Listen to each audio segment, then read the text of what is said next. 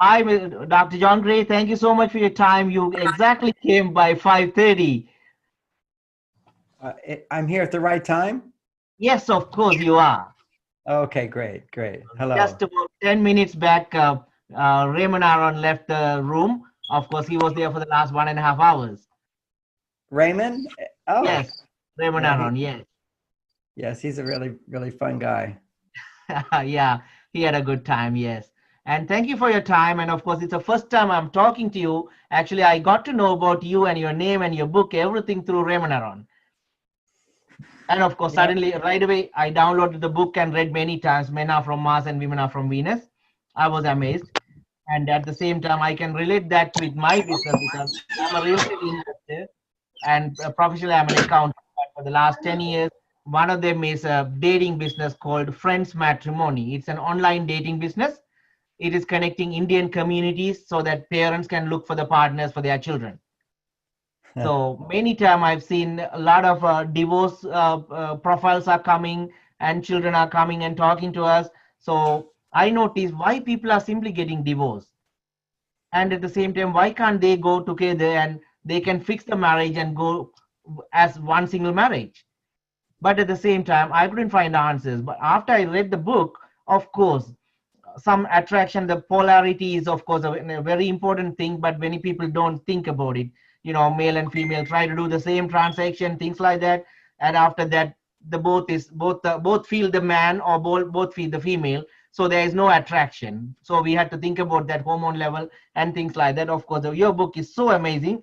And without any further ado, and I'm going to just give some introduction for a person who doesn't need any introduction, that is Dr. John Gray. He has written almost about 21 books, and he started the first book in 1990 somewhere. And of course, after that, so many books. The last book, I think, very famous one he's fond of talking about is Beyond Mars and Venus. So, Dr. John Gray, so you can start your presentation. It's about 90 minutes, and of course, definitely, we all like to strengthen our relationship so that we can strengthen our business. That's our ultimate expectation from here. And it is your time. Please carry on. And if I am to ask few questions, I already jot down. But at the same time, you can start your presentation. Then I can sneak those questions into that. that sounds great. Thank Well, you. since you introduced, welcome everybody. I'm looking forward to sharing with you today. It's I think the key I'll start with is talking about my most recent book, which is Beyond Mars and Venus. It's new relationship skills for our complex world. And one of the aspects of our complexity is we know we're under a lot of stress. When things are new and different, it's like, how do we manage it? And relationships are also under a great deal of stress. And Leo, I want you to know I have no problem with, or I invite you to ask any questions as I go along. If you find something's of value or useful, you can put it in your own words and ask me more. I just want you to know I'm happy to do more of a dialogue, but I can also keep talking. But you can interrupt me. I can see you, so you can just put your hand up and I'll stop. Thank you. And I think that the whole gist of communication is back and forth, but I can talk the whole time easily. So when we have the new world, what has dramatically changed today, particularly in the man-woman relationship, is that women are more financially independent. Women are more educated. Women are more motivated to be independent. And so the world has gone through a dramatic shift that to a great extent has never happened before. Because as women become more independent, more financially secure, are capable, even being capable of being financially secure, it changes their hormones. And as you alluded to in the beginning, not only are we going to talk about communication skills, is understanding that when we're under stress, our hormones are out of balance. They're not the hormones that will allow us to feel loving, empathy, compassion. And to learn a little bit about that, it doesn't have to be too complicated. It's pretty simple to understand the real biological difference between men and women, which I've done a lot of research on. And that's what's in this book, Beyond Mars and Venus. And it gives us a perspective of how men and women are different. when women start doing more traditional male things, when you feel I can take care of my financial survival, particularly, I can protect myself, then their ability to feel I need a man. What do I need a man for? Why do I need a man? Do I need another child to take care of? What is she going to experience? When she's independent, her body makes what we call male hormones, particularly testosterone. See, when I feel the pressure to make money, I make testosterone. When a woman feels the pressure to make money, she makes testosterone. Now, what happens when testosterone goes up in our body as men is if we feel confident that we can be successful, our testosterone goes up. If we don't have confidence that we can achieve our goals, our testosterone goes down. So that's a basic thing. And when a man experiences stress levels, when he's experiencing fight or flight, for example, wanting to fight, wanting to argue, or feeling passive, wanting to run away, wanting to procrastinate, all the things that keep us from being loving husbands as well as successful entrepreneurs, it is our stress levels go up. This is a biological reality that when your stress level goes up, if you're a man, it's associated with low testosterone, and often low testosterone and high estrogen. Now, estrogen is a hormone that we have and women have, but for a woman to experience happiness and well-being, and stress-free, her estrogen levels need to be at least 10 times higher than a man's. For a man to experience well-being and happiness, his testosterone levels need to be at least 10 to 30 times higher than a woman's. So if a man has low testosterone, here's some of the symptoms. He becomes grumpy, he becomes irritable, he procrastinates, he feels resentments, he complains a lot, he doesn't feel happy, he doesn't feel motivated, he doesn't feel a sense of wanting to help others. He tends to be more, what we say in psychology, narcissistic. He just thinks about himself. He can't feel empathy or compassion for others. So all of that, those symptoms are associated with low testosterone in men. Now, here's another symptom that most people would never even imagine to be a symptom of low testosterone in men. And that is when a man has low testosterone and high estrogen. Estrogen is the female hormone.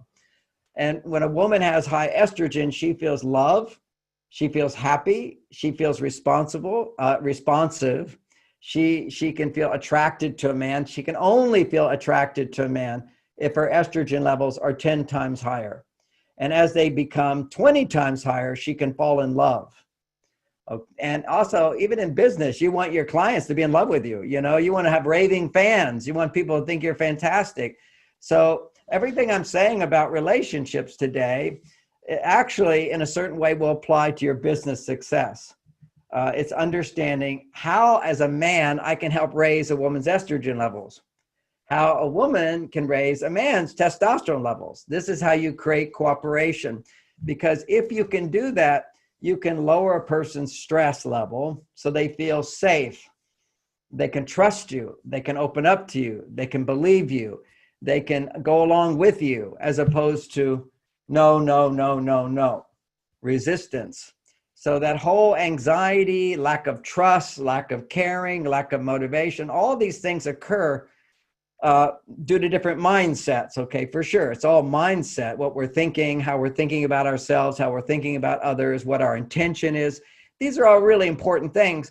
But what I've done here, just so we can understand a very important dynamic, not the only dynamic in success or with love, but a very important dynamic, is how men and women experience life differently, how we have different buttons to push if we're to produce the right hormone balance, which goes along with all of the positive mindsets, goes along with your ability to empathize, feeling compassion, feeling motivation, feeling well-being, feeling trust, all those things that we want to feel and we want other people to feel when we're working with them, when we're leading them, when we're certainly married to them, and in our children. These are like universal biological standards. This is not just one woman here and one man there. It's every man. his stress level will always be linked to his testosterone level. And every woman, her stress level will be linked to estrogen. That's just plumbing. Now, here's the thing, is that high estrogen, for example, will allow a woman to feel more love, more in touch with her responsiveness. When she gets what she needs, she's very happy. It doesn't take a lot to make her happy.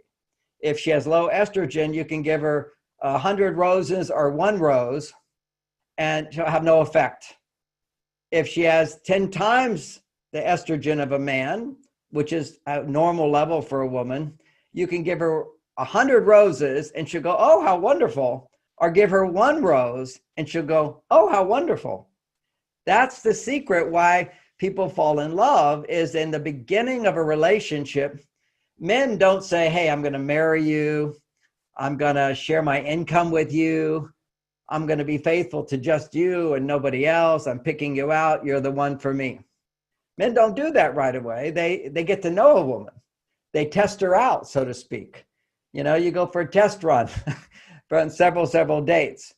And during that dating process, generally a man doesn't do the big things. He does a lot of little things like compliments, getting to know her, asking her questions, eventually maybe holding hands, being affectionate, planning a date, you know, inexpensive stuff, but it's little things. A lot of little things actually raises a woman's estrogen levels from 10 times more to 20 times more. And then she falls in love with you. Then you're married.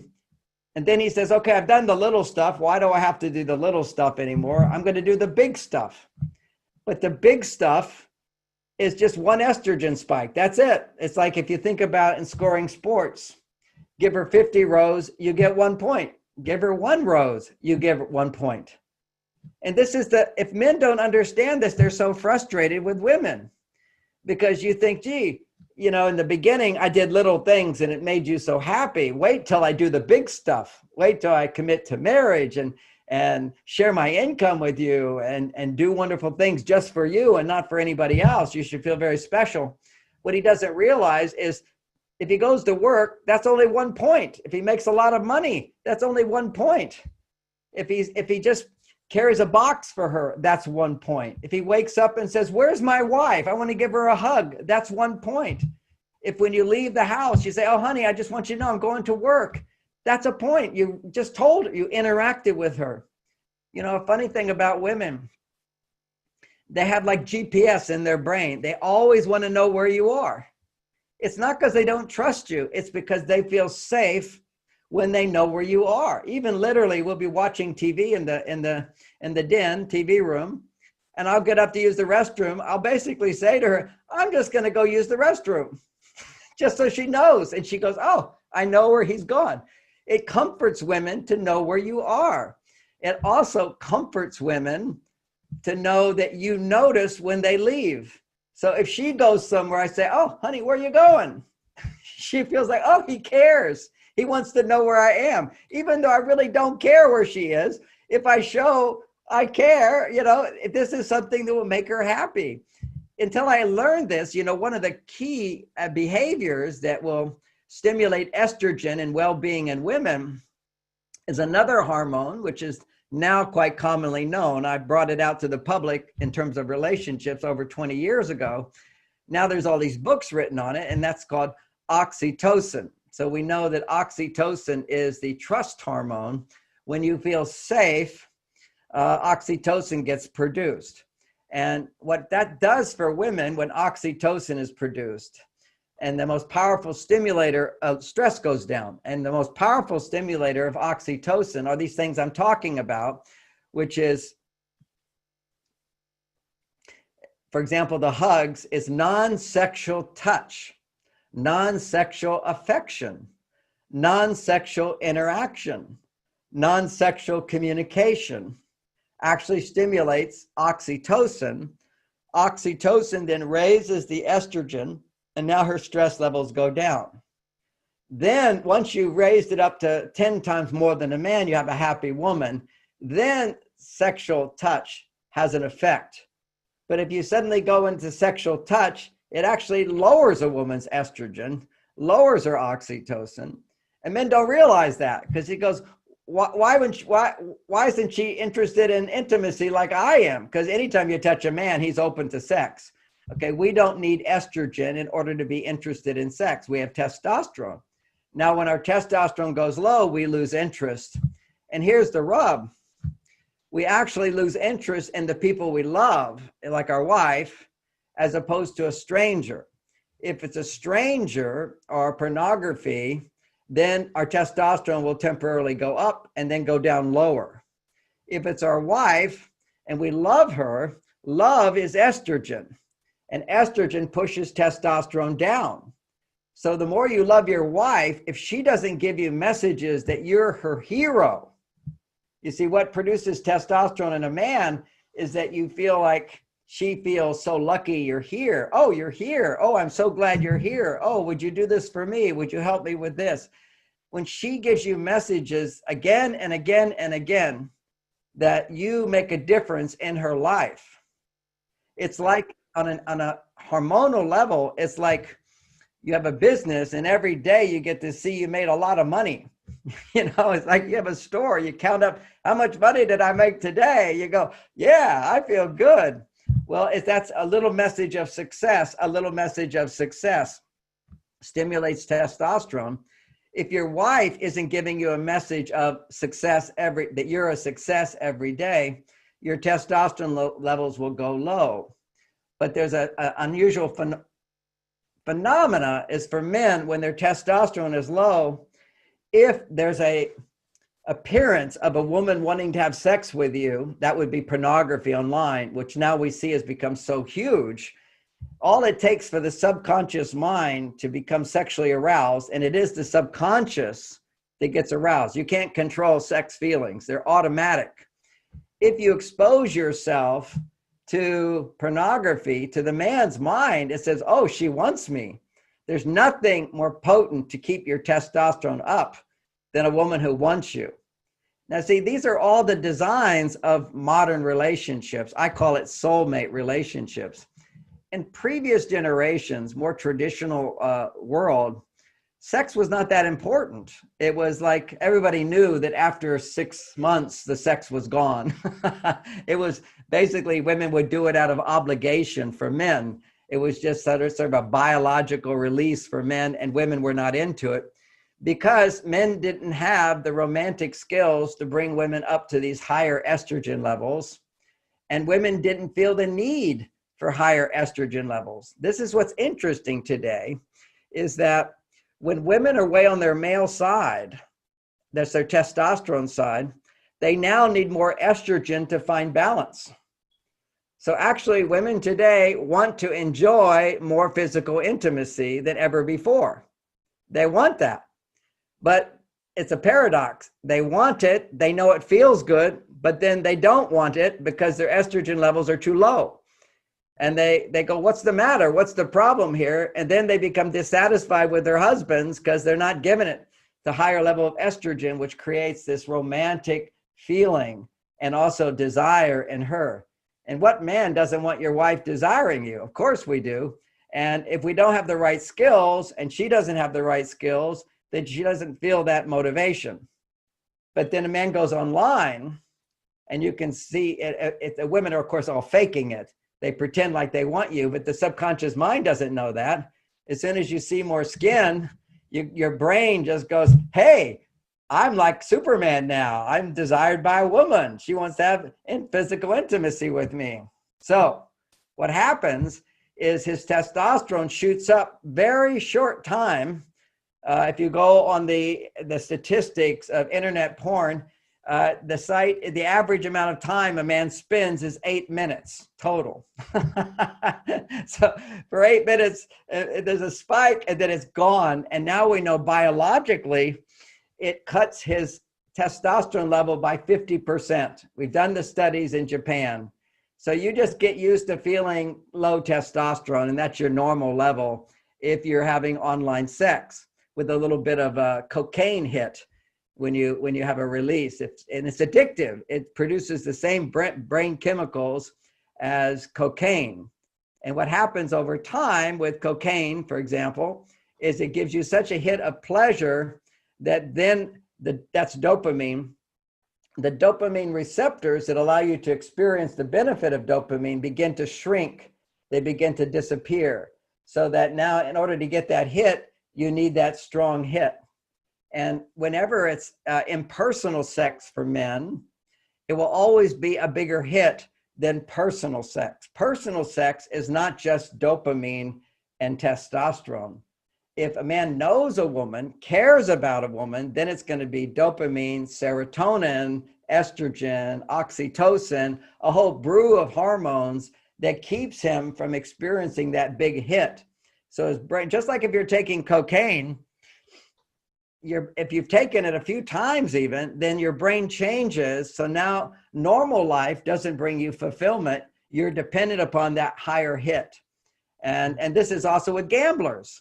This is also with the stock market. You know, people get addicted to the stock market. You get that big high hit, but it's that perfect mirror. It will bring you back low again. And people get addicted to their momentary minutes of success rather than, which is using money to make money, which is nothing wrong with that, okay? Just don't get addicted to it, because the fulfillment, this lasting fulfillment, comes from helping people. So if what you want is an occupation where you're able to experience that daily, I'm actually helping people, because that's our soul's mission. That's our soul's purpose. That's the source of fulfillment. I can't tell you how many unhappy people they are who have lots of money. Just today, I was reading Stephen Jobs' last words before he died of cancer. And Stephen said, you know, with all my success, he had $7 billion. He said, I was never happy except the times when I was inventing. And that's when he was in his creative space. He was a creative genius, without a doubt. But at any other time, he was never happy, and his relationships were horrible. And he said that I was unhappy all the time. So there's a danger to getting too fixated on making money, although I love making money. I told you, I see the money, you know, I have an online store, and every day I see all the people that I'm helping. I don't just teach relationships, I also teach the biology of good relationships. And I know that if you have diabetes, for example, you have blood sugar issues, then basically that's going to interfere with your sex life. You can't have intimacy that way. So what can you do naturally to balance your blood sugar? You don't have to take drugs for that. There's Banaba is an Ayurvedic herb. Berberin is a Western herb.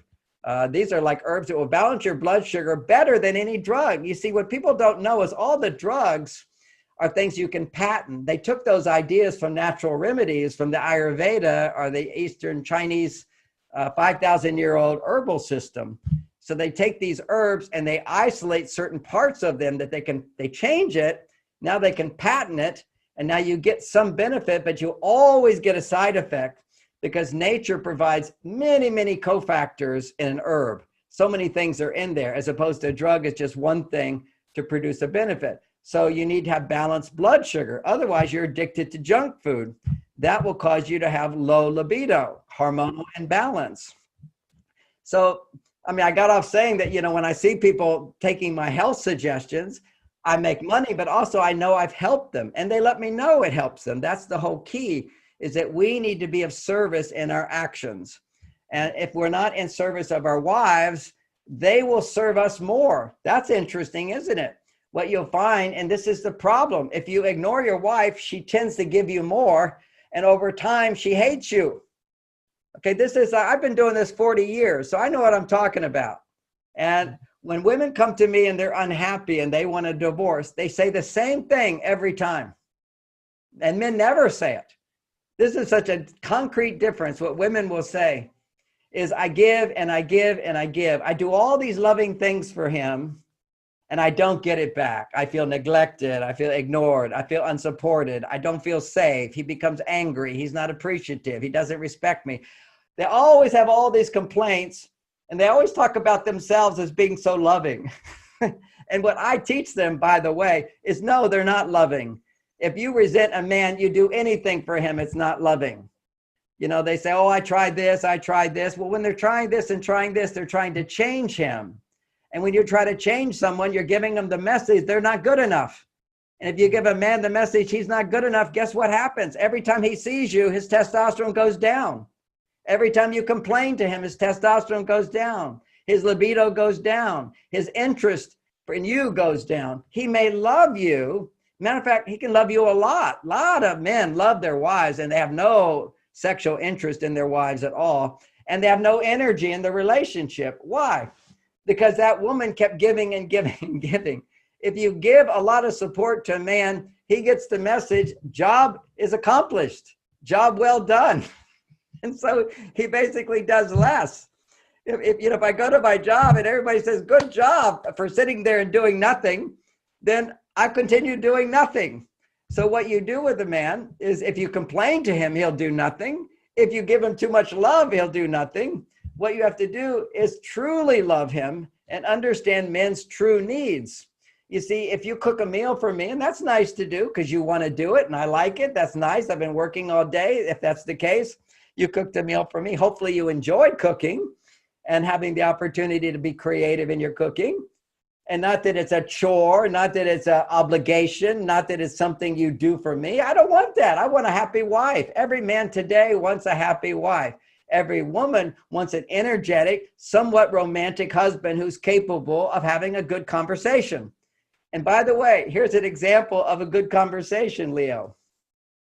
I heard this story the other day because, my books tell men you should practice listening and asking questions to women. Show interest. That's every time she pauses and you nod your head, make a little noise. Really? Tell me more. You get a point. You get 1 point for going to work. You can get 20 points for a 20-minute conversation. This is like starting to make sense to men. So this one man, he took his wife on a date and they're having dinner and he's listening to her and asking questions. And she started talking and talking and talking. And she talked for literally like an hour and a half during dinner. And as they're going out to the car, she says to her husband, and he hasn't said anything except asked a few questions. He says, honey, that's the best conversation we've ever had. You see, you have to think about, for a man, testosterone goes up when you accomplish something, when you achieve something, when you overcome something, you feel good about yourself. Any man who has self-esteem, you look back at many things that you've overcome, things that were challenging, things that were difficult for you, but you succeeded and you got recognition for it. You feel proud of that. That feeling of pride and confidence, that's testosterone. Now, the force against men feeling their strength and their confidence and their testosterone, the force against it is estrogen. Too much estrogen lowers testosterone. This is just plumbing. This is biology. So it behooves us to understand what are symptoms of too much estrogen so we can stop that. Well, it turns out that whenever you're angry, men, when you're angry, your estrogen levels are spiking and your testosterone's going down. Anytime you argue with your wife, where you fight her, you're like, no, that's not true, but you didn't. She says, you never do this. And he says, well, you never do that. And then she says, well, you didn't do this. He says, but you did that. And then she says, no, I didn't do that. And you say, well, I didn't do that. And you go back and forth, and you're like children. We do this as adults. Why do we do it in intimate relationships more? Because in intimate relationships, we open our heart to be affected by our partner. My wife can take me higher than anybody else when she loves me. If I love her, I can take her higher than anybody else. So we open ourselves to let somebody affect us, to influence us. So if they're not happy with us, it has a bigger influence. If they're happy with us, it has a bigger influence. And so we have to become aware of how to have the influence on your partner that brings out the best in them. So what men don't know is we have to find ways that we keep our testosterone up. I talked a little bit about our wives. If you come home to a wife that doesn't complain about you, but a wife who's happy to see you, a wife who overlooks your mistakes, a wife who isn't looking at you with disapproval, but with, boy, am I lucky to find this guy. You are the luckiest guy in the world. That bumps up your testosterone. But that's one thing. I see the hand coming up. Let me just finish this one point. That's her bumping up your testosterone. But what can I do to bump up my testosterone? I need to notice the symptoms of low testosterone and not go in that direction. And it turns out that whenever a man is angry and he talks, his estrogen goes higher and higher and higher. And women, when you're angry, they'll ask you questions and try to get you to talk more. That's the craziest thing. It actually makes it worse and worse, because for women, if they're angry and somebody actually can listen to them without getting angry back, they will always feel better. There's a love guarantee. When my wife used to get angry, I'd be so lucky if I can get her to talk, because I knew within 5 minutes, she's going to be grateful for me listening to her without getting angry back. And if men just understood that, it's a love guarantee if you learn how to listen. But as soon as she's done, and now you say, well, you shouldn't be upset about that. Well, that's not really a problem. Boom, she starts all over. You don't get any points. So being a good listener is key, but at the same time, I need to regulate what goes on inside of me. Because if I'm angry, you get no points from a woman, but we do get angry. Everybody gets angry at times when we're feeling stressed.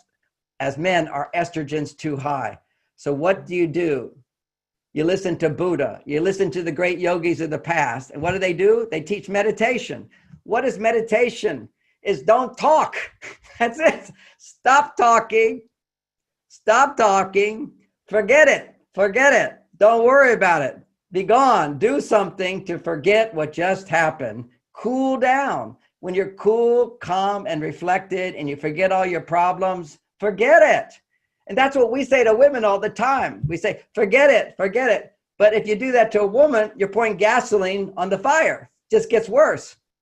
Because talking about their feelings makes them happier, lowers their stress because it raises their estrogen. Talking about your feelings, if you're a man, if they're positive feelings, great, no problem. Because if you're positive, your testosterone's high. Now your estrogen's rising.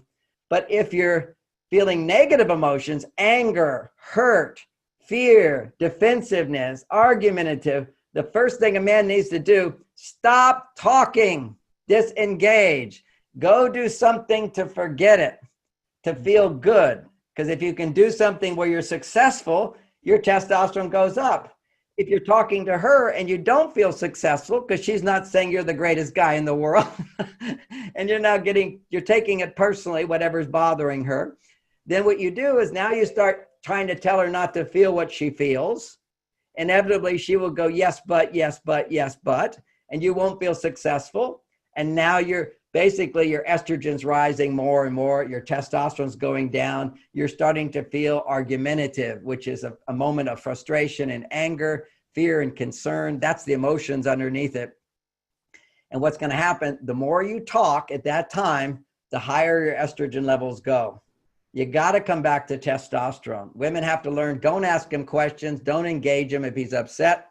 And men have to learn how to stop talking, take time, pull away. And that's a big, big part of my books is men need to go to their cave time. And of course, I was a yogi. I don't know if you know that, but for 9 years, I was a celibate monk yogi. And I learned how to meditate. I learned to go to my cave and find my happiness. That's where I figured all this stuff out. If my wife upset me, I stopped talking. I went and meditated. I forgot the whole thing. My heart opened. Then I reflected on how did I make that situation worse? Now, it's always easy to see how she made the situation worse. I always will look at that too.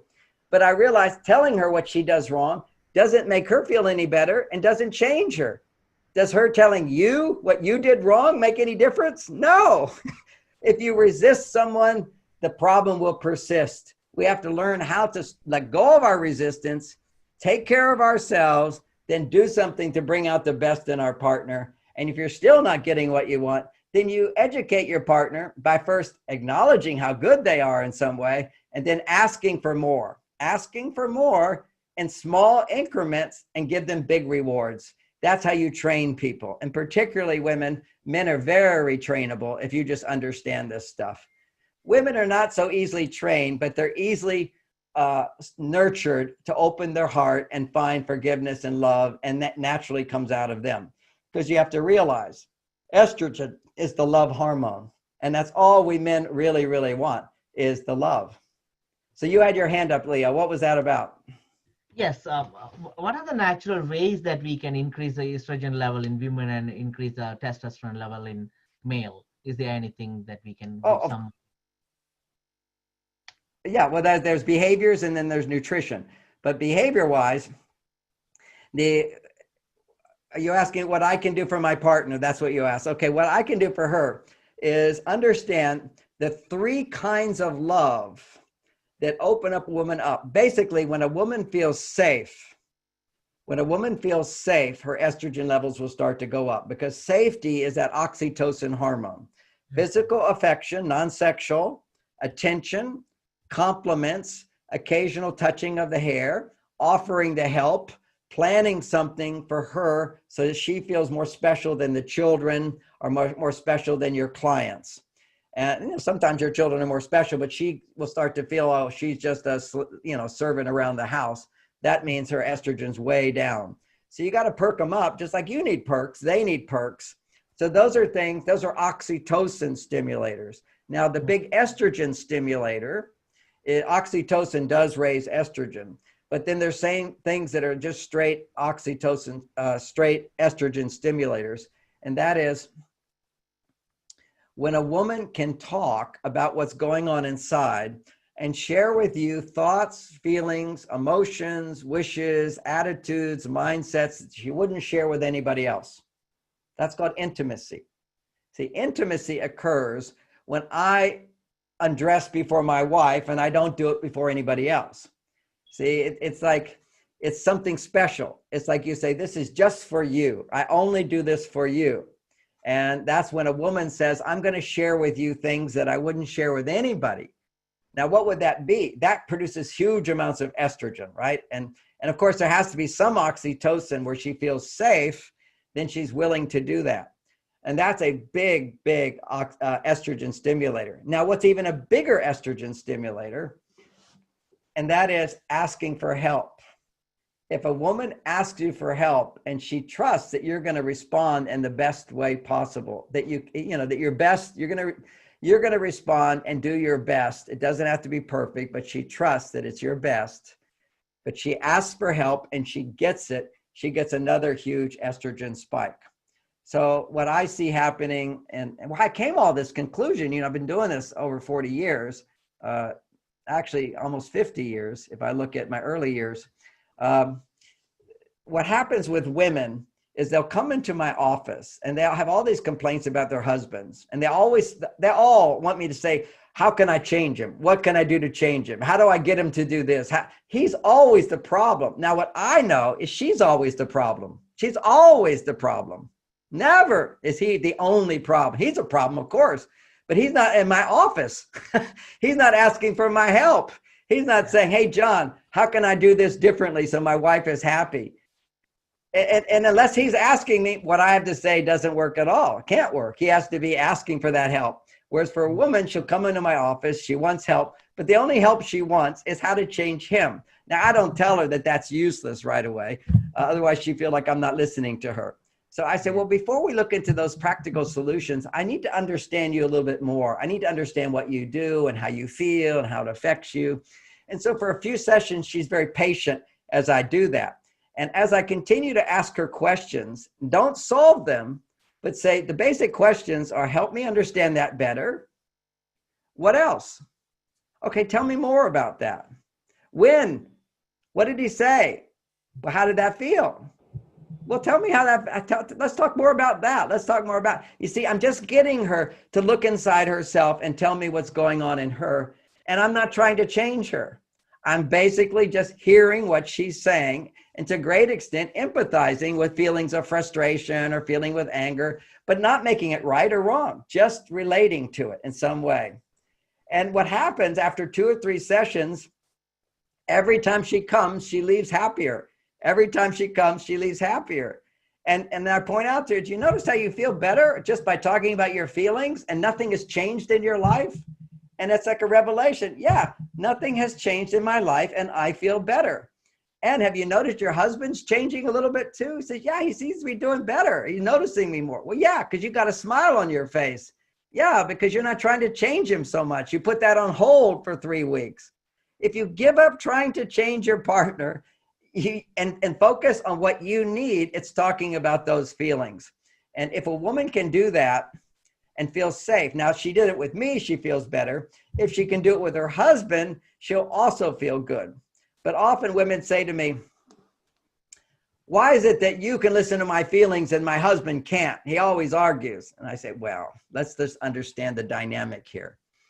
First of all, when you come and talk to me, you're here for only 50 minutes. So I get to hear your complaining for only 50 minutes a week, not all week. That's one thing. Two is when you complain, and this is probably the biggest thing, you talk about your negative feelings. It's never about me. I never feel like I have to defend myself. I'm the good guy here. He's the bad guy. So yeah, it's easy for me to listen because you're not trying to change me. If you were trying to change me, I would not be the great therapist. I would be changing you back because I'm a man. And if you try to change a man, he'll change you back. Change a woman, she'll change you back. Nobody likes to be changed. We like to be loved. That's what a relationship's about. And then the third thing I say is I say, now here's another thing that's very important. You're not here for too long. You're not complaining about me. And you pay me.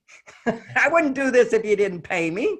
You know, it's a hard truth. I thought you were my friend. No, you pay me. I'm doing my job. I'm a fireman. I put out fires. That's what I do for a living. You know, I help women feel happier, help men feel happier, help people have better relationships. But I'm doing it for money. I'm not just doing this for, I feel like, oh, you're my good friend and I'm doing that. I like you and so forth, but you have to pay me. Otherwise, I stop. Your husband needs to be paid. What? I shouldn't have to pay my husband. I said, what do you think the payment is for your husband? She goes, I don't know. What do you think? Sex? I go, not sex. It's love. You need to appreciate what he does, his efforts, whatever he does, and give him opportunities to do more for you and be appreciated for it. You know, often once a woman starts feeling this resentment, like I do and I give and I give and I don't get back. That's what they all say. I give and I don't get back, and their heart closes. And then sometimes that's the woman's feeling, and I counsel the man, I coach the man, and I said, now I want you to start doing things. Offer to help your partner. You know what she says? No, I can do it myself. No, I can do it myself. Literally, she resists letting him be the good guy. Once women are out of balance, hormonally out of balance, they don't allow a man to do things for them. You know, it's a simple thing. It's a simple thing when you say to a woman, oh, such a beautiful outfit. You say to a woman, oh, what a beautiful outfit. And she says, oh, but there's a tear here, or this isn't good. You know, she can't receive. The thing women have to learn is how to receive and how to receive help from a man. And of course, what women do when they can't receive is they go, well, if he loved me, he would automatically do it. If I have to ask him to help me, it doesn't count. And if I ask him to help me once, he should always remember. None of those things are true. If you ask a man and he says, no, I don't want to help you, then he doesn't love you. If you ask a man to do something for you and he says, sure, I'll be happy to do that for you, that's because he loves you. But many women, they go into, oh, if you love me, you would automatically do it. Why do I have to ask? And I say, you have to. That's part of life. That's called being a grown-up. Children don't have to ask. When you're a grown-up, you ask. If you don't get, you ask, and you don't demand. Demanding is where you get upset with your partner. See, every time you complain, it affects him and it lowers his testosterone. It's even in your mind. Many women go, no, I don't complain. But in your mind, you're complaining. You just told me for 20 minutes all your complaints. And then she say, yeah, but I never tell him.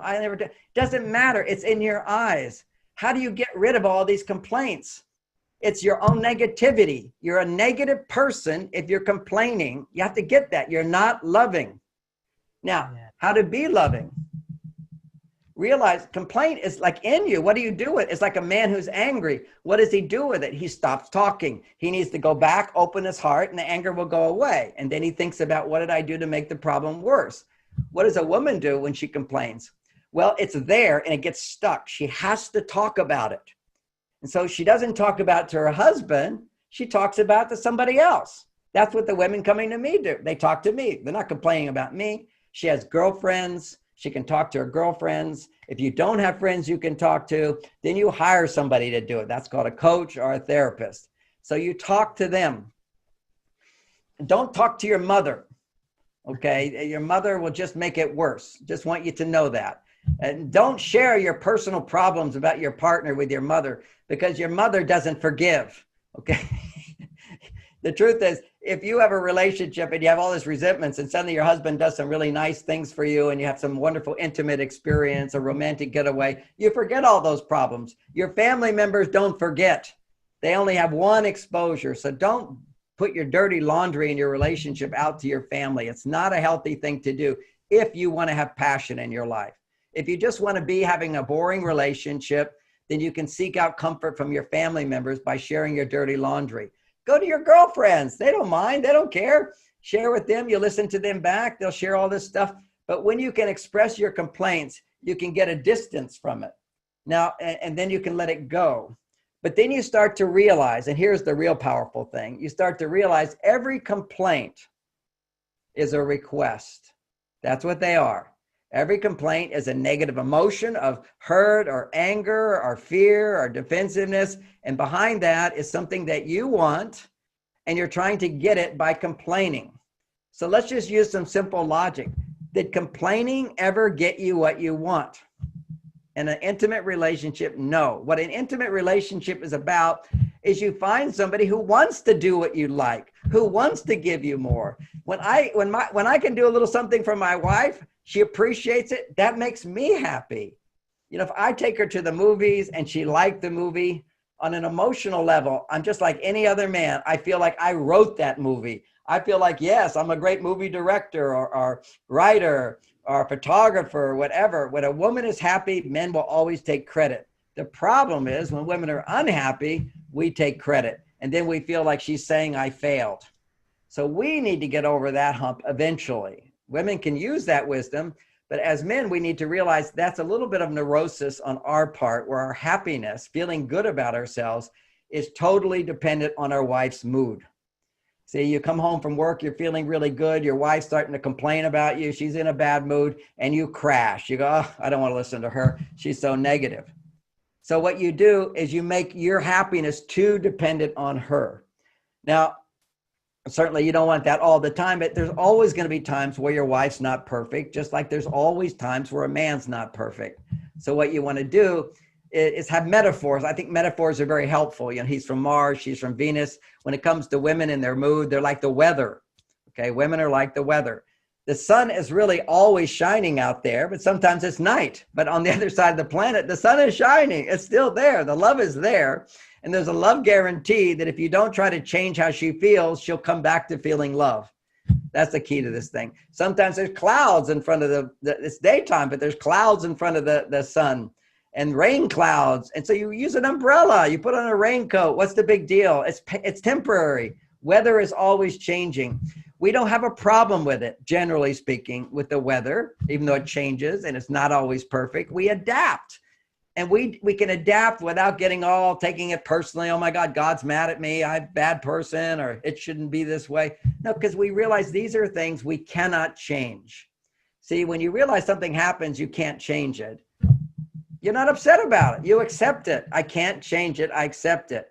And so what happens to women, when now they're off on their male side all day long now doing these jobs, producing testosterone, but they're still women.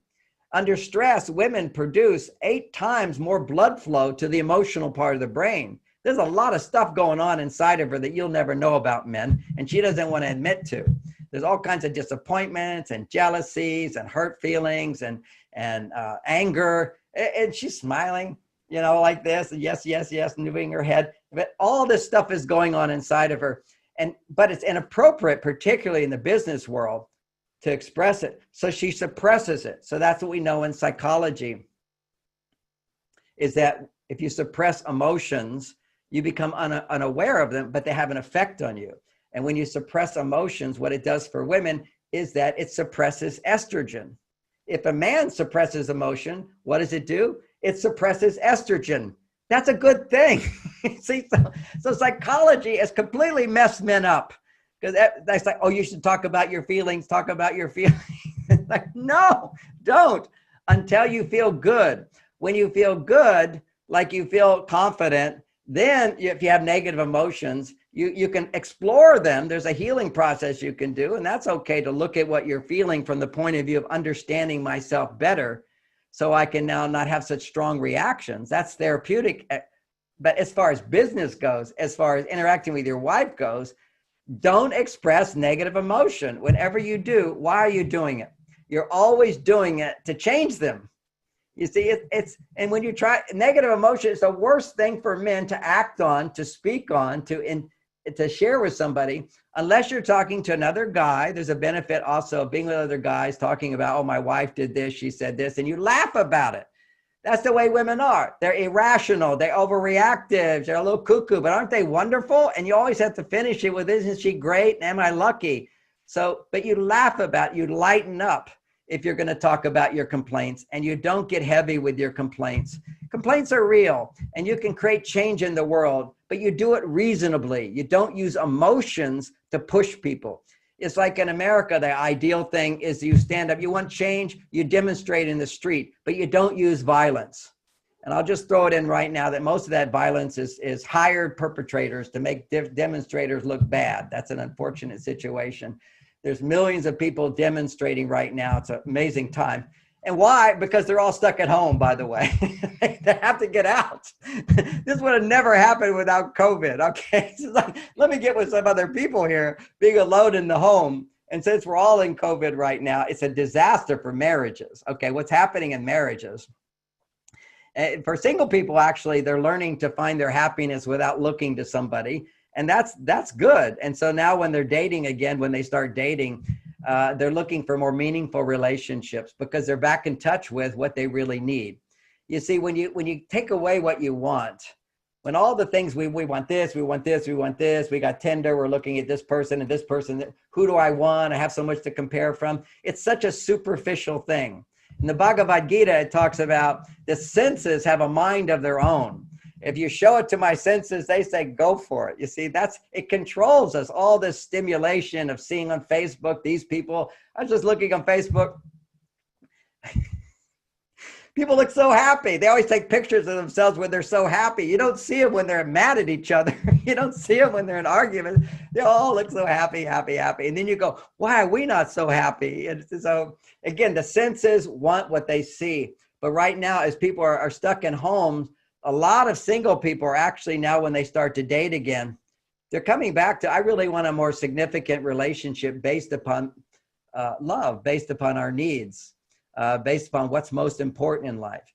I started out by talking about this thing I saw from Steve Jobs. You know, he spent his whole life just trying to create an invention to create success. And thank goodness he did. He's brilliant, genius, and all of that, but never a happy person. Okay. Except a few times when he's in his creative thing. His relationships were a mess and he died an unhappy person. He said, you know, I missed out. I missed out. I didn't value that which is most important. And I know people who want money. They think, oh, give me money and I'll be happy. And it does, makes me happy, very happy.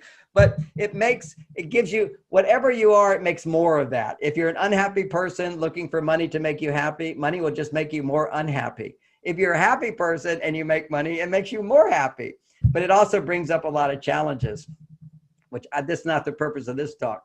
But coming back to men and women with this whole thing of estrogen, it's so key. You asked how to create more estrogen. Talking about her feelings is one, and a man is safe. A man must be interested. A man must not react. A man must be cool, calm, and collected. An example of that is it's good to see examples. Watch some Chinese kung fu movies. They go on Netflix, you'll find them. There's some Chinese kung fu movies. There's the Crouching something Tiger. It was an Academy Award winning movie. That's one of them, for example. And look at the heroes. The heroes have battles and they never get upset. You should just watch this over and over. I love these movies because they're the example of real masculinity. And also real femininity. They can be in battles as well. And they're smiling, you know, they fly. It's like, this is who we can be if we had that role model and realize these other reactivities that go on, they're all due to conditioned response, just like we have instincts. You know, who controls your digestion? You don't. It's automatic. Well, we have all these conditioned responses and how we relate that are automatic, and they come from our parents when they were under stress. Because you have to realize when you're under stress, your hormones are out of balance, cortisol is being produced, it's a stress hormone, blood flow stops to the front part of the brain. And for me, as a man, when cortisol goes up, testosterone goes down. For a woman, when cortisol gets produced, testosterone goes up, estrogen goes down. These are like biological responses. So having a stress response, we're out of balance. But key, what happens is the stress responses occur when we feel out of control. When you're out of control, then this part of the brain no longer works. This is where you can have compassion. This is where you have communication skills. This is where you can have leadership skills. This is where you can make a change. This is where you can change your point of view. This is where you can adapt to be inclusive, where you can create win-win situations. It only occurs when blood flow goes to this part of the brain. And when you're in a state of fight or flight, blood flow stops here. You lose your sense of control, controlling you, not other people. People who seek to control others are not in control of themselves. Then these conditioned responses happen. Where did you learn those conditioned responses? Because they are learned by being a little child watching your parents when they're under stress. That's it. And where did they, because your brain is still malleable, all the brain circuits are being, some are being encouraged, others are being left out. The brain is actually much, much bigger in our early years and shrinks because all the parts of all of our potentials, if they're useful, and if we see it, then they grow and the other parts of the brain go into dormant and actually shrink. So your parents, their way of coping with stress, which is life or death, it's called hunger, it's called survival, it's called security. It's the basic, most important needs for a child is to get fed. So what we do is we mimic those conditioned responses. Now, where did those conditioned responses in our parents come from? They came from, and what are those conditioned responses? Basically, it's fight, flight, that's withdrawing, faking, pretending, or folding, giving in. Okay, those are your basic stress responses. You want to fight, you want to run away from it. That's what procrastination is, for example.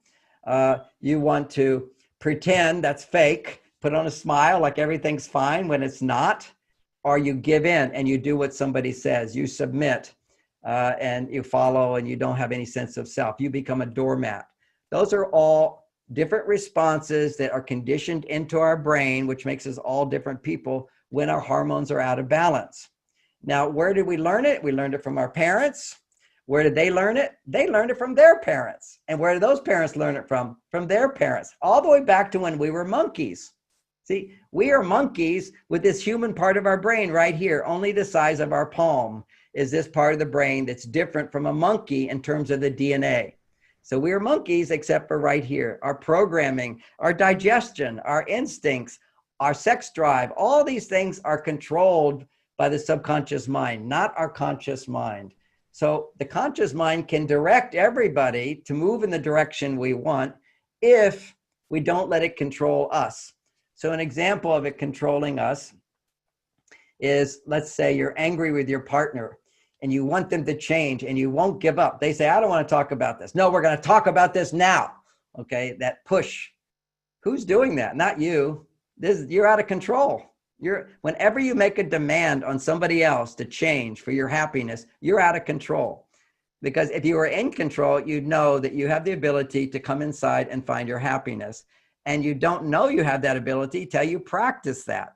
So for me, one of the practices that helped me so easily is I was a celibate monk for 9 years. Not that everybody has to be a celibate monk for 9 years, but boy, do I have a great sex life now because of it.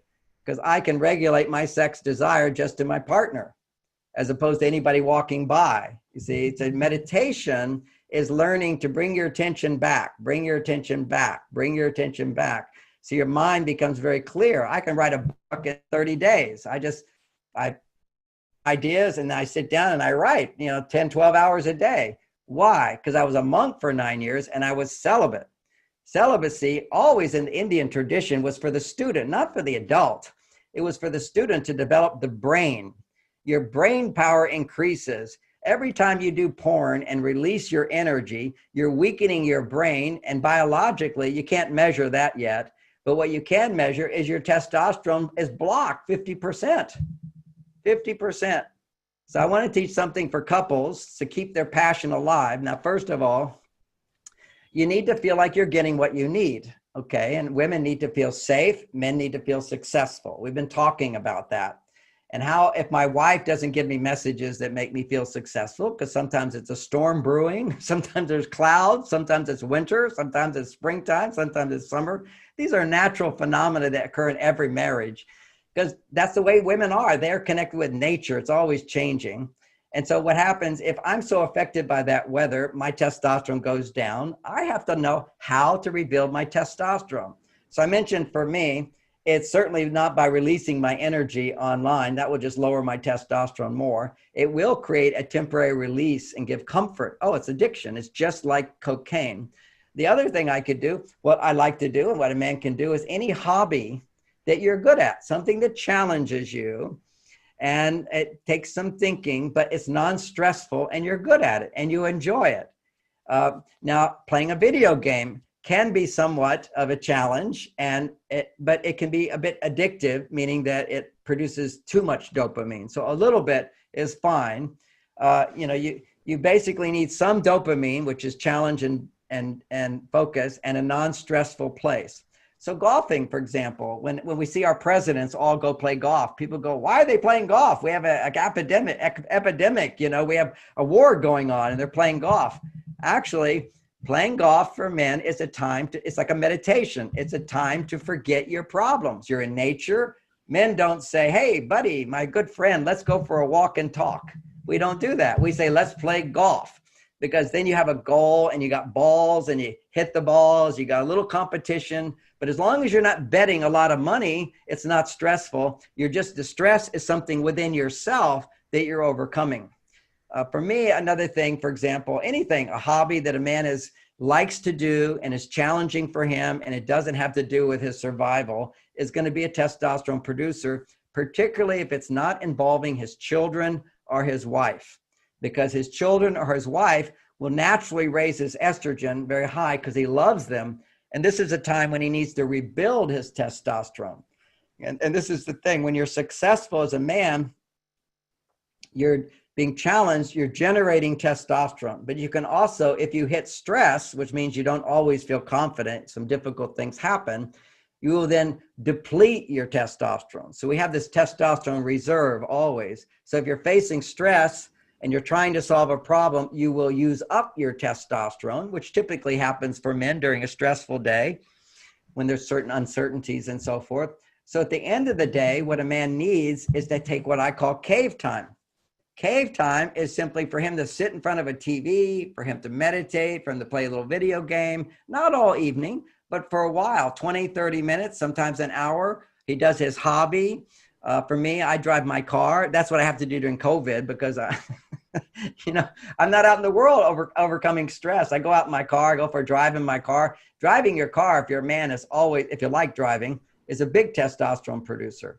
And driving your wife in the car, and that is not cave time. But if you're out of the cave feeling good, then drive your wife. Don't let her drive you. If you drive her, she has to depend on you to drive safely. That's a huge estrogen producer because she's facing danger all the time with you driving. She doesn't have a steering wheel. She doesn't have brakes. So even though we feel comfortable in cars, actually subconsciously we know we're in danger. Our life is in danger. When you're holding on to that steering wheel, just go 10 miles over the speed limit and you'll feel that little bit of danger, but you're in control.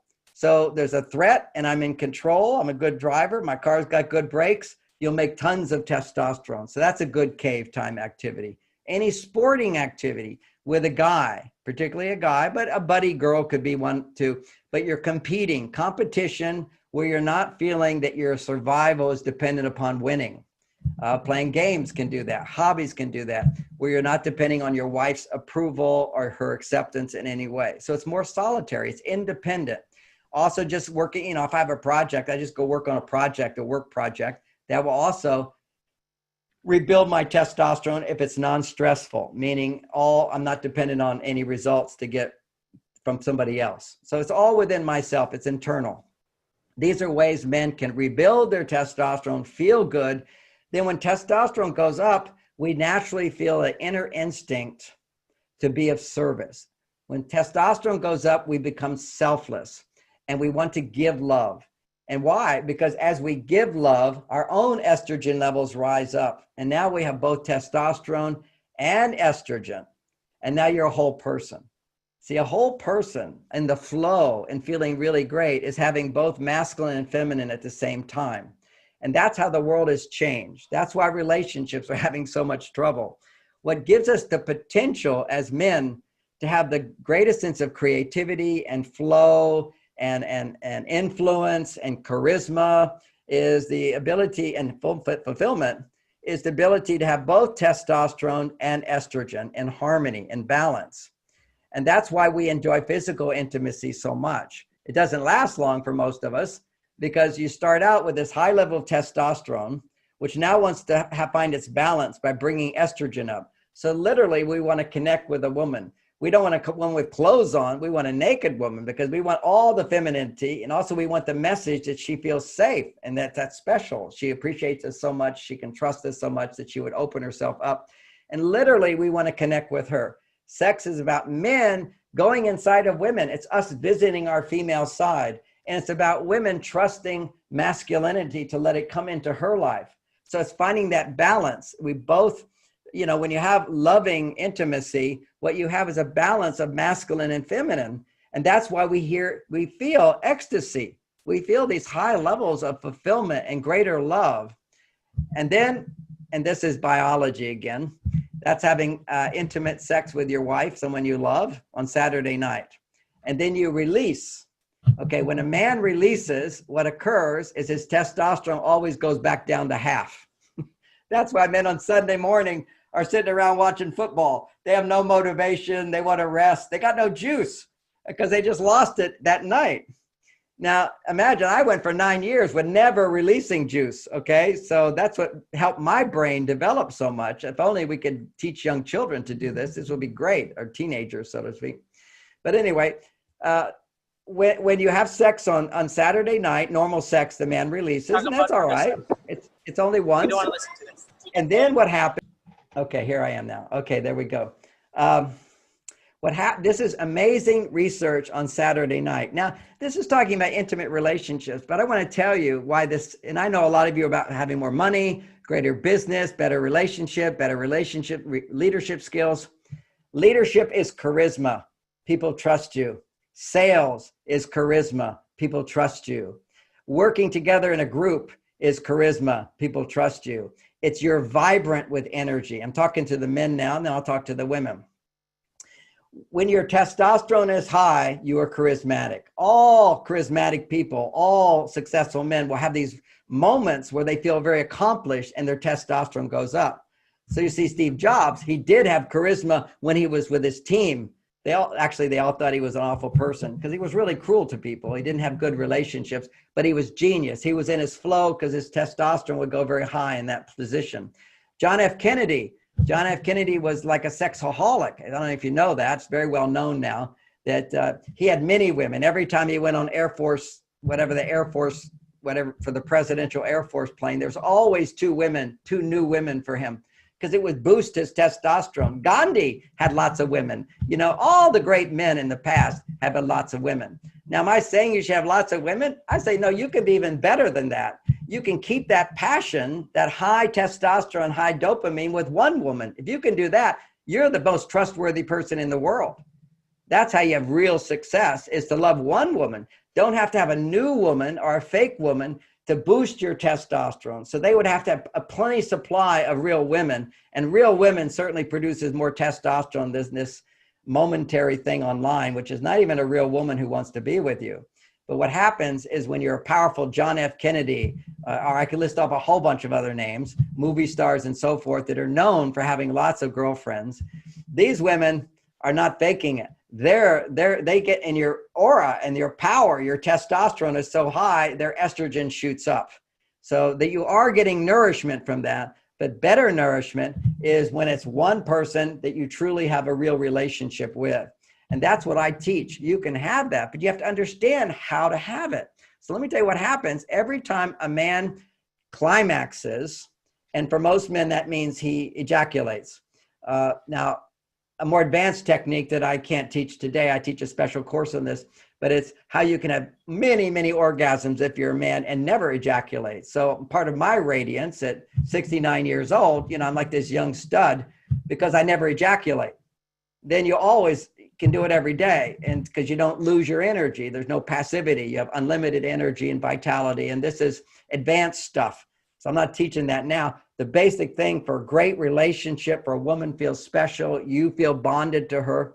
And that's that when you make love on Saturday night, and it's Saturday night. Why that's such a great night is because you had more time to be with her. Women need to feel time where you're getting your attention on her and you're not distracted with business or worries or whatever. And you're doing something together that you feel comfortable and safe. And she feels you interacting with her. You're doing things for her. Then suddenly her estrogen levels have a chance to rise up. It takes time. The more women are on their male side, the more help they need to come back to their female side. And that's what romance is called. That's what Saturday's about, is no work day, no cell phones doing work. It's more attention to maybe to the children for part of the day, but her special time. She needs that to restore her estrogen. Now, your mother doesn't know that. Your mother didn't need that because all day long she was doing feminine type things, cooking and cleaning and being with the neighbors, complaining about your husband, caring for your children. That's all. None of that is fight or flight. None of that is like testosterone producing so much. So she didn't have the need to come back to her female side. But when women are way on their male side, they have a greater need to come back to their female side. And so their estrogen levels go even higher. That's why women can have great sex their whole lifetime. I know when women are 75 years old, 80 years old, having great sex because they've learned how to come back to their female side. It doesn't have to go away. So having explained that, when a man has sex with his wife on Saturday night, her estrogen levels, if she has a climax, will double. Okay, that's biology. Estrogen has to double for women to climax, and a man's testosterone has to shoot to its peak. Okay, so every man will have a different high level peak, but it's much higher than his regular testosterone levels. But then his estrogen shoots higher, and then it's over. Okay, that's called ejaculation. Too much estrogen, his testosterone cut off, and it goes down. Then what happens, it's 50% for the rest of the week. It takes, maybe goes up to 60 or 70, 60%. The Japanese study measured men after they have Saturday night sex, it goes down to half. For the whole week, it stays normal, which is this low level. But on Saturday, if he hasn't released, if he hasn't masturbated, if he hasn't done online porn, if he hasn't had sex with his wife again even and ejaculated, he goes for 6 days, no ejaculation. On the 7th day, it's measurable, it's expected, it's determined biologically, his testosterone levels will double. And when his testosterone levels will double, then his estrogen can go higher. He'll feel more love for his partner. She will feel more love from him, more desire from him. She will have a better sexual experience and her heart will open up more. And this will allow her to get something she needs, which is to sort of ring that bell of high estrogen, because now she's going to go back into the testosterone world, but her brain will anticipate coming back to that in her relationship. And so that keeps her estrogen levels relatively high at a good place. So what I'm saying there is sexual health. It's not the only solution, but it's so much good research on showing how we can balance our hormones and how powerful it is. But it's not like you can just suddenly say, let's go have great sex. You have to start having relationship skills.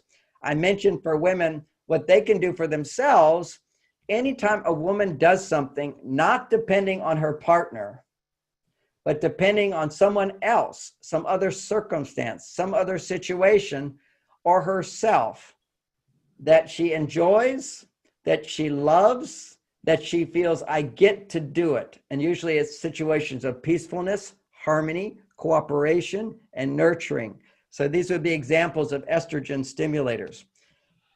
Go see your doctor. Whenever you go see your doctor and have him tell you something for your health, if you feel I need advice to be healthier, if I need advice to protect myself or my children, whenever you feel I need help, your estrogen goes up. So doctors have it numbers after their name, whatever, PhD or something. Oh, this is an expert. Go to an expert for something and your estrogen levels will go up.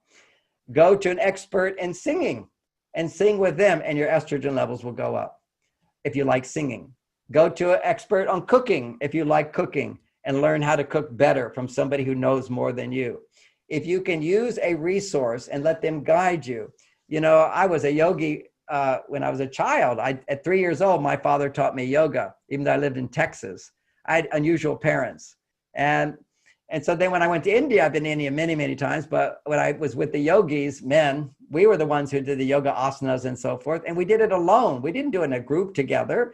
But see, now yoga is so popular for women today because they're way on their male side. So they're really into pushing their bodies and having great bodies and strength. But it also produces estrogen because they're doing it in a group.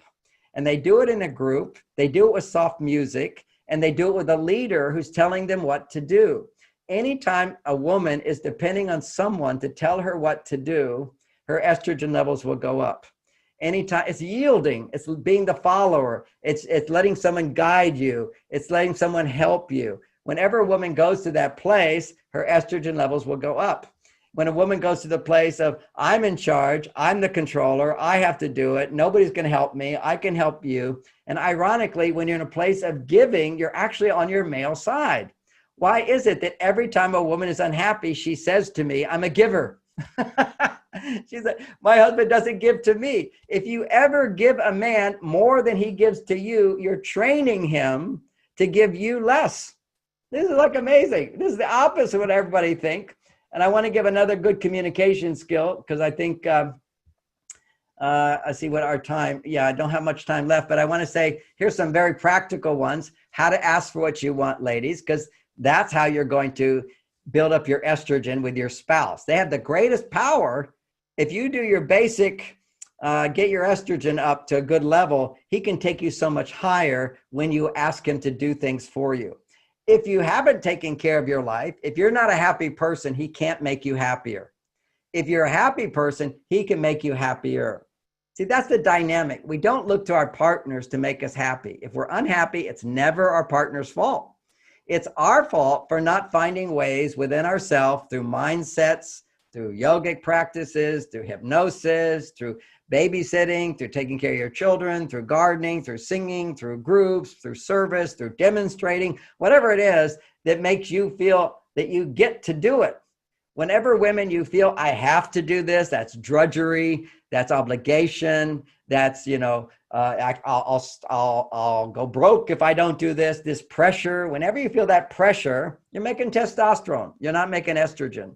You're sucking the life force out of you unless you also balance it. So you balance it over here. So certainly, if you're a surgeon and you're a woman, there's a lot of pressure and a lot of focus. But if you have nurturing aspect of your life outside of your work, then you're able to anticipate coming home to that. Then when you're focused, it's not stress.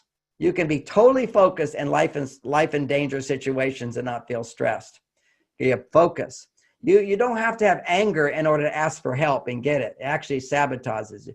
People say, oh, you need fear in order to avoid bad things. You don't have to have fear to avoid bad things. Fear only attracts bad things into your life. There's no function of it. It's monkey function. I use reason. I don't do things because it makes sense to me. Okay, that's why you do things. It makes sense. Why do you get other people to do things for you? Because you do things for them. And then you let them know in a way that doesn't blame them what they can do for you. So here's an example of one of my wife's frustrations. We live in a big house and she'll say, John, you left the lights on in the living room again. Okay, now, in the beginning, it's a little thing, right? He left the lights on. She says, I had to turn them out. Then it continues happening for quite a while. She complains, you left the lights on again. Because see, when I go from the bedroom to the TV room, you walk through the living room. It's a big room. So you have to turn the light on as you're going through. So I have my reasons for it. But the bottom line is, for years, I left the lights on when I went through. No matter how much she complained, it didn't change me. And it wasn't like I went, gee, I'll try. I don't want to do it because she's complaining. It's just you don't create change in people, positive change, by trying to change them. And she was frustrated with me. She was disapproving of me. She'd get really upset about it. And now, why be upset because the lights are on? Because now she's telling herself a story. He doesn't love me. Because if he loved me, he would do what I say. If he loved me, he would change. And that's her own problem. You see, she's being so negative. And then I didn't change. And I wasn't punishing her. I just would forget. Then she changed her tune. She read my books, basically. I don't teach her this stuff, but she would read my books and she learned men are different. So what she did is she tried a different approach. And she said, I left the light on one time. She says, "Oh, John, I just turned out the light. You forgot again. It's not a big deal, but when you remember, I really appreciate it." So she said that once. Not a big deal. That's the first thing. You got to qualify it. You want a man to hear you even, you have to say, it's not a big deal. It's the opposite of what monkeys do. If monkeys want you to change, they get upset. And if you don't change, they get more upset and they punish you and they withhold and they judge you and they criticize you and they hit you. You know, this is like monkeys. It doesn't work with people. So then the next thing, she said, it's not a big deal. And then she happily went and turned out the light. Next time she says, "Oh, John, I noticed you turned the light. You left the light on, but I'm noticing you're turning it off more often. So thank you. But sometimes you still forget. So if you can remember, I'd appreciate it." And then walked out of the room. See, each time there wasn't like this stare. So are you going to do it? Are you going to remember this time? What women have to know about men is whenever you have a negative message and you look at him, how do men cope with negative messages? They're stressful. What do men do to cope with stress? We forget it. So the more you give negative messages, the more men are going to forget it. You're actually training him to forget whatever your request is by using negativity to change him. So you see now why all of your attempts to have better relationships are failing today. It used to be a time where you didn't have to have all these sophisticated communication techniques and couples could live in harmony. Why was that? Because it was a different time. Women could not be financially independent on their own. They were dependent on men. And that's a whole different dynamic. As soon as women are not dependent on men, even if you are dependent, the fact that you live in a world where you could get a job, you could support yourself, even if you're depending on him, it's still a different world. There used to be a world where women were dependent on men for their survival, financial survival. And before that, it would be security, protection. You needed a guy with muscles who could protect people from stealing from you. So you needed a man, particularly if you're going to get pregnant and have babies, you have to have somebody you can depend on who cares more about you than anybody else. If he cares about other people, then he's going to leave you for them and you're going to be left and die. So you always look for the best man who cared about you. Now, in my parents' relationship, they're a traditional, what I'll call role mate relationship, not soulmate. A soulmate relationship is certain ways of relating, communication style that I've been talking about that nurtures a man's testosterone, a woman's estrogen, that brings us closer together with greater communication, greater empathy, greater compassion, greater connectedness, greater understanding, and greater acceptance. All of that is a soulmate relationship. Why do I call it soulmate? Because it brings your soul more into the body. You see, that's what spiritual evolution is about, is bringing the goodness that the universe is, this beautiful divine force, into your body, through your body. And there's nothing more powerful than being in a relationship and overcoming the challenges to not do that. So I was a monk. I could go into meditation, glorious meditation experiences I do every day, but that doesn't bring it down into the body. That doesn't bring it into the bedroom. That's when you bring real love into your body. You can be high and low, bring the light into the darkness. Light can only move into your life if you're aware of the darkness and you overcome it with the light. So we're always going to be challenged in our lives, and there's no greater challenge than sustaining attraction and love and devotion with one person. When you're with somebody else, you've got a back door, so you don't face your own challenges. If you're not turned on to your wife, go online, get turned on there, get that release of energy, and it's gone. You didn't recycle it through your partner. You didn't look at your issues that keep you from being a loving partner. You didn't look at your issues that keep her from being a loving partner. She has to look at herself as well. We need education. So back to that's soulmate relationship. Role mate relationship. Role mate is my father, my mother had a harmonious relationship. They didn't divorce. They wouldn't even think about divorce. They had a great life together and they had 7 children and they were happy and they were fulfilled, and never did I see them kissing. I knew when I was really young, they used to be in the same bedroom, and later they were different bedrooms, and they were very happy. They didn't have the expectation and the requirement and the need that people have today. My mother's dream was to have a family in a safe neighborhood and an abundant life. So what did she do? She found a man. They're both Stanford graduates, highly educated. My dad had a good job, and so he was a good provider. That's primarily all she needed from him, was he made money, He wasn't too messy, but he also had enough money to hire someone to clean the house. So that was good for my mother. So he made money. And he also, one of the things he did is he didn't get angry. You know, he made a point of never being angry with a woman. You know, men used to be taught that. You don't get angry with your wife. You don't get angry with your children. What you get, but he did get angry. He would sit on TV and be angry at the government. So he would get angry about politics. So he had a place to vent it. But so he never got angry with my mother. So she felt safe in that way. He made plenty of money and I never saw an argument or a fight. So there was harmony, but clearly they were sleeping in different bedrooms at a certain point because the passion will go away if we don't come closer. He did his job. She did her job. They had roles and they played their roles. And culture defined a woman's role because all those more traditional female things stimulate estrogen. And all those things that men do, you know, to grow up with the pressure to make money, to provide for a woman. I remember as a young boy, you know, that was a lot of pressure. I mean, one day I'm gonna have to work and make all this money to get a woman to love me. And wow, that's a big pressure. And some men collapse under that pressure.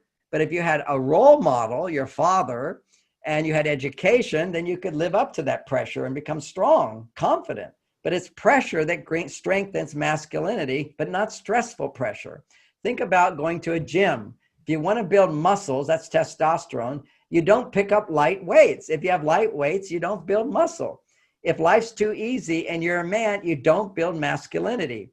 You'll see that men who have rich fathers often, not always, but most often become drug addicts, alcoholics, and womanizers and can't make a commitment to one woman. They're impulsive. They want everything now. They're big babies. I want it now, or why, I have to have it now.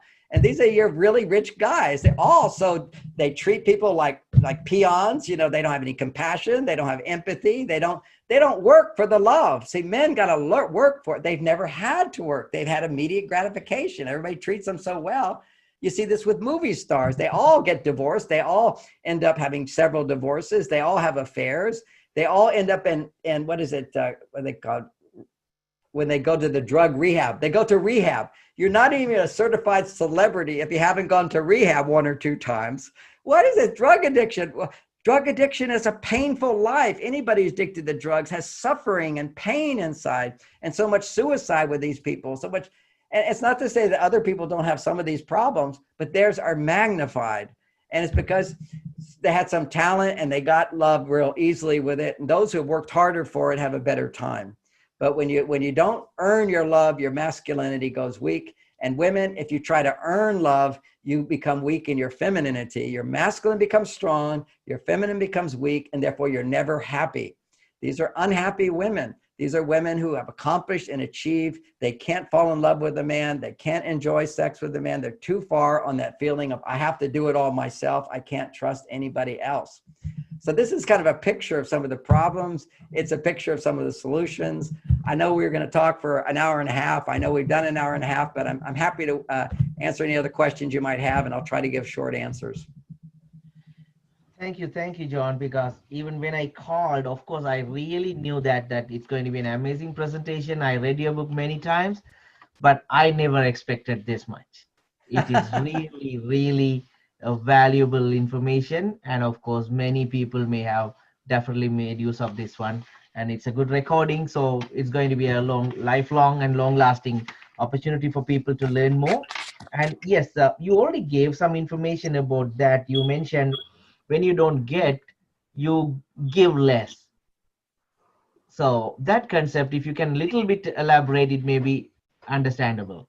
Actually, let me articulate it. When a woman gives more to a man than she feels he gives to her, she's training him to be lazy, and she will resent giving more. You see, the more a woman resents you, the less energy you will have to give to her.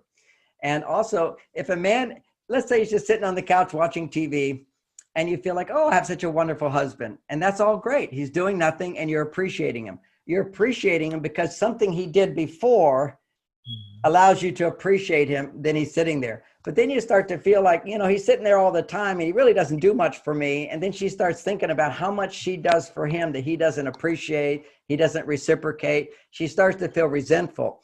As soon as she feels I'm giving more than I'm getting, she will first feel resistance, then she will feel resentment. And when you start resenting your partner, you take away their feeling of success and they'll never come out of their cave. Now, here's the catch. When a man goes to his cave, we need our time to decompress where we're not thinking about winning your love, doing things to make you happy. We have to make ourselves happy. Then we can do things for you. So sometimes I'm in my cave and I'm really having a good time. Maybe I'm watching a Netflix movie or something like that. And my wife, what she'll say is, John, when you're done, I need your help.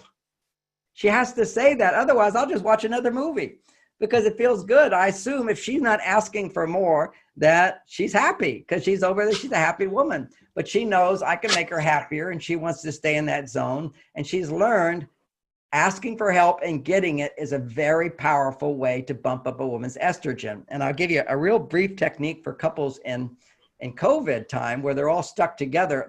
So many people are wanting divorce now. It's just, it's unhealthy to be with somebody all the time. My basic principle for a good marriage is 90% of your happiness should come from you and your life, separate from your partner. Only 10% of your happiness comes from your partner. They take you from feeling good to feeling great. That's a great relationship. Then, if you're 90% happy and your wife has nothing to give to you or even tries to bring you down, you're 90% happy. She can't bring you down. See, we need to realize we can be happy on our own, and our partners then, romantic love, takes us from good to great. It's wonderful, but we have to have a life, it's called get a life. If your woman's upset, my husband's in his cave all the time, what do? I'm waiting for him to come out. Get a life, be happy, and he'll come out because he wants to connect with a happy woman. But here's a game you can play. It's supercharged. I invented it during COVID, and now you can use it at any time because it's so good for balancing hormones. So for 20 minutes, just 20 minutes, the game is called Genie and the Bottle. Genie is the man. Man wants to be all powerful. That's the genie. You rub the bottle and the genie comes out and says, you've got 3 wishes. Well, you get to have more power. You're going to give her unlimited wishes, happy to fulfill them during that 20-minute period. That's the key to it. It has to be only, you'd say something like, oh, would you clean up the kitchen and empty the sinks? And he'll say, yes, happy to do it right away. Be glad to do it with enthusiasm, because in his mind, he knows it's just 20 minutes. And each time her estrogen is going to go higher and higher. There's a love guarantee. Even if she's kind of grumpy or you're grumpy, fake it for the first 5 minutes. Literally, her asking, you doing, her responding and asking again, and you doing will raise her estrogen. And the objective is to get him to do as many little things as possible for you that would make you happy. And to add to the whole thing, she's not allowed to do anything for herself. So maybe she wants to sit and watch TV. Well, she can't even pick up the remote control. She has to ask him, honey, would you get the remote control and find me this movie? And meanwhile, run upstairs and get the lavender oil. I'd like a foot massage. Yes, take off my shoes and socks, please. Basically, you ask, he does. The more little things, the better. As I mentioned before, when it comes to estrogen, little things build it up. But you're not allowed to say things like, I'd like you to keep the kitchen. I'd like you to clean the kitchen and always remember to keep the kitchen clean. That's outside of the 20-minute limit. You can't ask for that. It's request, immediate reaction, request, immediate reaction. And he knows that after he plays this game, he gets to completely be free of being asked to do anything for a while. And she is going to feel good and she can do things that she enjoys doing for a while. And then there's another way of playing this game, which is you can also do it before bed on Saturday night. And it definitely juices up the hormones for what's about to happen. So this is like a dynamic of her developing the skill and the safety to ask for help. Because women don't want to ask for help. They only complain if they're not getting it. They don't feel safe asking. They're terrified deep inside of her saying, would you do this? And he says, no, I'm not going to do that. Or asking and then he doesn't do it. It's just such a rejection. It's multiplied times 10, men, what you feel if you were to approach a woman you're interested and you wanted to get her number. There's that natural anxiousness about, I don't want to be rejected. Well, multiply that times 10. And deep in the subconscious mind, that's what goes on inside of women to ask for your help.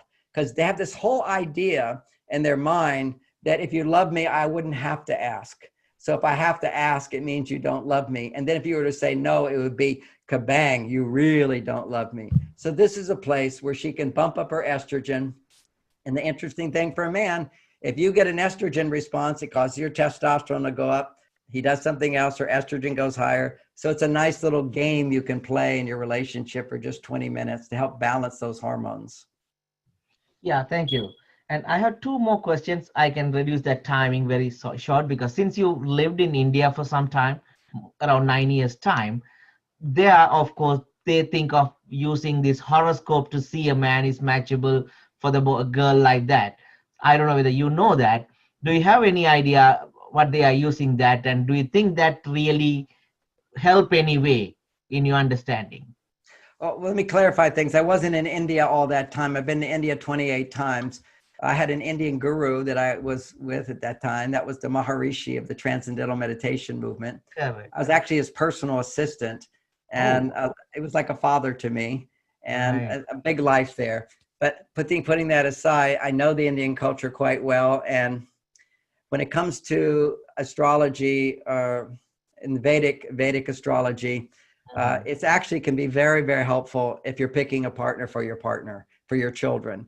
I would always uh, think that there's some great benefit from that. All And right, also, that's a good I thing. think as well, let me just say, I know you preface this for parents who want to pick the right spouse for their partner. More and more, that's not happening, okay? More and more, your children want to say, hey, I want to feel if there's some chemistry between me and this person. Because ultimately, we live in a different world now. If you picked a partner who had just a good job and she was somewhat pretty and their family was good and they were healthy, that usually would do it because they had roles. But today, women are much more ambitious. They have opportunities to be on their male side. So they're going to want to find someone find them that they feel warmth and affection from, that there will be a chemistry. And something parents can know is in my book, Mars and Venus on a Date, it's really helpful for couples trying to create a beautiful relationship to know the stages. And I'm not going to talk about them now, but there's 5 stages of knowing this is the right person for you. It gives it time to really develop. But the key thing here is in determining the right person. Astrology can be very, very helpful. I'm very much in favor of that. The other one is teaching your children. If you're a girl and your parents pick a guy out for you and they think he's the right guy and you don't feel any sexual attraction, that's not a problem. For most women, if they meet the right guy, they just feel attraction to his mind. They have interesting conversations. They see his character and they can admire him. Then as he starts to do things, they plan dates where he does things for her, not where she pays for the check, not where she plans it, things he on his own initiative does for her. And what she can also do is say, next weekend, if we're going on that date, he'll say, what do you want to do? It's good to say, well, there's 3 things I want to do. I like this, or this. Would you pick? He needs to pick it. He needs to guide. He needs to lead. She shouldn't feel the pressure of picking the right thing, but she should have an answer when he says, what do you want to do? Give him 3 things and then ask him to pick. But when he does things for her and you feel that he has, you're not sexually attracted to him, but he has good qualities and character and a gentlemanness to him, and you feel safe in that, but not sexual attraction, that still is a good sign. Then he does things for you. And as you start to experience him doing things for you, then sexual chemistry comes about. So this is really important because many times women, if they don't feel sexual chemistry right away, they say, no, I don't want to be with him. I don't want to be with him. I saw that movie star and that movie star really turned me on. That's the man I want. Because see, that's fantasy. See, for women, when they see powerful, successful men, they can feel a fantasy and get turned on sexually. And they think, oh, I want that. That's the wrong guy. You only get turned on right away to the man who doesn't have qualities that will actually love you. And so that's very important not to look for that. And for a guy, you're hooking a guy up with a woman. As soon as he sees her, there should be a feeling of, yeah, I could have sex with her. You want to test out physical chemistry because men start down here, down south. And it doesn't mean she's the right person, but you've got to have that chemistry to start with, or generally you'll never find it. And for a woman, you don't need to feel that chemistry. You've got to feel the chemistry of feeling safe with him, admiring the way he thinks, finding him interesting, looking at his accomplishments and achievements, appreciating that. It starts in the analysis level. Then it goes to the relationship of him doing things for you. Then it becomes physical chemistry. So that's really important tips for their children to know, because a girl might go, no, I like that guy I saw on the YouTube who does the dancing. He does his head and all the girls are dancing around him. But yeah, he's not available to you, so you'll feel attraction. He's not the right guy for you. It's the guy who actually cares about you. You won't feel sexual attraction right away. And men, you'll feel sexual attraction right away. But it's not a guarantee, but it's a beginning start. It gives you the energy to offer yourself to do things. And then if she responds to that, then you start to fall in love with her. It's how she responds to what you do. That's great. That's great. Thank you. The last question, only one thing. There is you have been talking about the hormone level and everything, but of course I understand, especially in women, it is a seasonal thing. You know, many different hormones, many different times. So accordingly, their mood, many things are changing. But at the same time, in search of marriage partner, is there anything that you can connect with the personality without even considering the hormone level? Do you think this person is more dominant so that it should be a less controlled person is more suitable? Like that, do you have any studies in terms of personality? Well, yeah, if we take gender out of the equation, there's others, there's a whole, I'm very much aware of many different systems. I'm aware of 12 systems of astrology and aware of the different temperaments, and then the gender. Gender is the most important, I just want you to know. But when it comes to temperament, it's good to understand temperament. There's many different ways of describing it. I describe it in one of my books called Children Are From Heaven, where you can see it in children, because nobody had done that before that I knew of. But people have done it in terms of work settings. You're going to have the analyzer. You're going to have the creative types. You're going to have the more supportive types. You're going to have the more emotional types, feeling types. So these, you can categorize different types of people. What you need to have, with one person is dominant, you need to make sure that the other person has had a parent. Like I know a relationship where the female is very dominant and the male is very supportive. He's actually a supportive personality. And she's more of a controller, a dominant. You could put it with colors. He's a more of a green, supportive, and she's more of a yellow, controlling. If she's a controlling, it only works to have a green, a supportive. Because if she's a controlling and he's a red, that's the more spontaneous, creative, fun, playful. She's always putting a damper on his fun. I mean, she wants to control and he likes to be out of control. So that can be more challenging. Not to say that you can't do it, okay? But definitely it's better if she's a yellow to have a nice green supportive guy whose mother was very controlling and dad was fine with that, okay? So there's dynamics there of certain temperaments and so forth. But again, I come back again and again, when you get the fundamentals of gender and the better communication skills, regardless of temperaments, you're going to be able to have a successful relationship. But control types are the hardest. You know, I know John Gottman, he's a friend of mine, another famous therapist. He says he can tell right away if a marriage is going to last. I don't believe that's true, but because I think with good communication, in most cases, you can save any marriage, have a great marriage. But he'll look and he'll see if a woman is a yellow, it's really, really hard because men do not want to be controlled. If a man is a yellow and he's more controlling, as long as he doesn't get angry, a lot of women like that, you know, because they feel like they don't have to make decisions. They don't have to take risks. You know, he sort of guides the way. He's sort of like a dance partner, as long as he doesn't use anger. But controlling men do have a tendency, if they don't have self-esteem, to become angry. The green man, okay, he doesn't get angry until he's given and given and given. He'll reach his limit and kind of feel like, wait a second, you know, I have no control in my life. And so then he'll get mad. So you got to be careful when you have a partner who's really agreeing.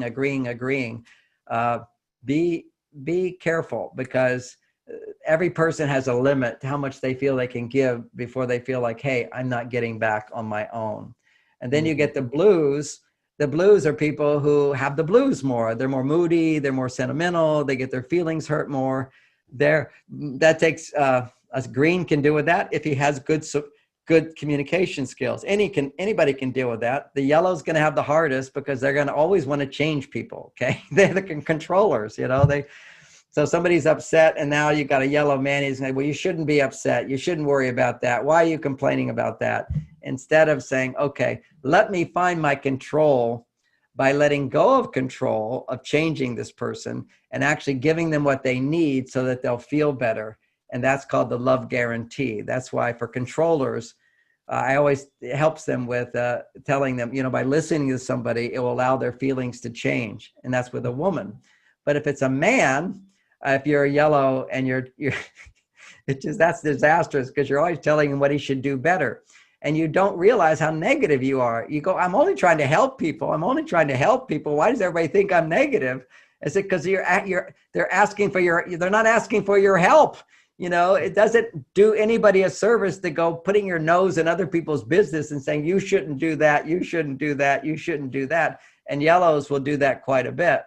The challenge with reds, if a red doesn't have good relationship skills and his partner's unhappy, he's just going to go somewhere else to be happy. So he has a hard time to make a commitment. He often has a difficult time with monogamy because he likes to sparkle in life. Oh, that's pretty. I want that. And oh, I want that. So it's like these guys usually get divorced because they're not having sex with their wives and they want to go have sex again.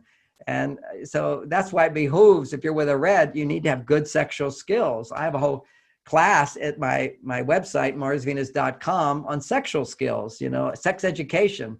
Every parent should have their child take that class. Otherwise, it's a disaster, because people don't. How many parents give your children sex education? It doesn't happen. And if they do have some sex education, it usually comes from watching porn, which is terrible sex education. It's very unrealistic expectations. They're all actors and it's fake. It's not real. So what does it really take? I have a book called Mars, Venus in the Bedroom that they should read together, or they can take the class together. I have an online class on that. These are like really practical tips for parents, because you're not going to educate them, that's for sure. I asked my dad when I was 27 years old, just for fun. After I stopped being a monk, I got a PhD in sexology. And when you've been celibate for 9 years, then you think, I want to have a lot of sex. People always wonder, how did a monk become an expert on sex? Well, it behooves you that when you miss out on something, you say, I want more of that. But fortunately, I had the wisdom to be able to use it properly and not wasting energy. Wasting energy. If you have sex without love, you're wasting your energy. But my point was, I forget what my point was. I guess it's time to wind up here. But sex education, very, very important. 20 minutes. I took a lot of time from you. Well, I'm very, very happy to be with you. I'm happy for everybody listening. And listeners, you can just write down the website, marsvenus.com. There are a lot of good free stuff, so you can start with. After that, you can even buy many books and audibles and everything. So you can definitely improve your knowledge in the relationship, so that you can improve your family and then your business. So it's an amazing time. We are so happy. The whole day has gone without our realization. Thank you so much, John. And I'll definitely connect with you and get back to you very soon. Thank you. Good night. Thank you all. Thank you for joining. And from my heart to you, may you always grow in love and happiness. May your children be happy as well. Grow in health and happiness. Thank you. Thank you so much. Good night. Thank